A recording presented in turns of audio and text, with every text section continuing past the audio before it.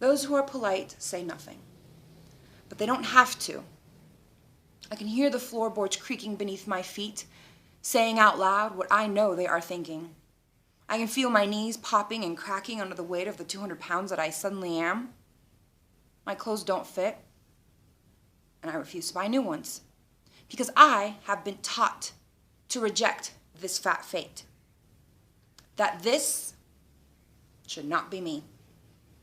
Those who are not polite take it upon themselves to let me know, to inform me that I'm fat, using the F word apologetically, using the F word like it's a dirty word, and skinny the salvation, defining me by the circumference of my body. If I'm fat and defiant, I'm a statement. If I'm fat and demure, I'm a cliche. And none of those things are things that I want to be, because I don't want that responsibility, and my looks just weren't that important to me. And it's unhealthy, they say, as the reason behind why they are about to say what they are about to say. You would be so pretty if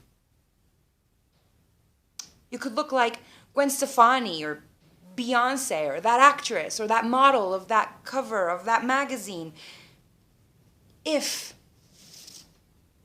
it then becomes about my potential to fulfill the expectations that you have of me to look like the photoshopped version of a beautiful someone else.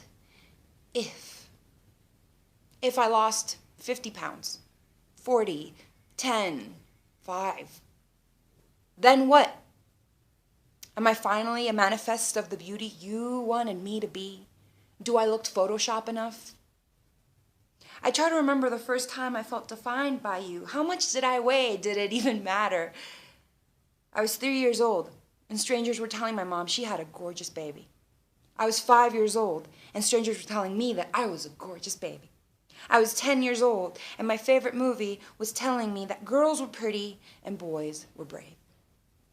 I was 15 years old, and magazines were telling me how to be skinny enough to be beautiful enough for him. And here I thought that if I just tried to be kind, generous, smart, altruistic, adventurous, courageous, interesting, that would be enough. But I still continued to listen to you. You who determined what beautiful was based on what the media told you it was. But according to it, ugly people don't need laundry detergent. Fat people don't like nice cars. And the only families around a dinner table are the ones with a mommy and a daddy. According to it, I am at my most successful when I'm pretty. According to it, I don't get to be brave and save a pretty boy or a pretty girl. According to it, the best compliment I can get is that I am gorgeous, baby. According to it, I should smile and say thank you when men scream at me across the street, leering, touching, and reaching out. According to it, my options are to be the sex object or the funny, fat, ugly plot device. According to it, this cheesecake will never taste as good as Skinny feels, and if it does, I should feel ashamed. According to it, 20 pounds overweight is an epidemic, and 20 pounds underweight is fashion.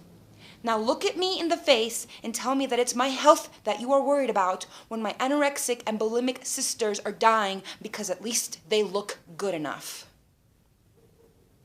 So I stopped listening. I stopped listening because listening was killing me, and instead I started looking. I started looking for myself. And on the road to salvation, I found the desire to eat better, the desire to move more, the desire to love the shell that was so carefully holding my best friend in place. I found myself and a partner who thought that my plump butt and soft sides were fit for the goddess queen that I am. Then something else began to happen. My body changed. My D's became C's, my butt got cut, and my waist curved in, and there was guilt. Because I liked this shell, too. I liked it differently. And you noticed. Your eyes looked me down and back up. Your breath got caught in your throat. And once again, you fill in the lines like my body was a page in a coloring book for you to fill in with the colors that you deemed appropriate. If you're jealous, I'm a bitch.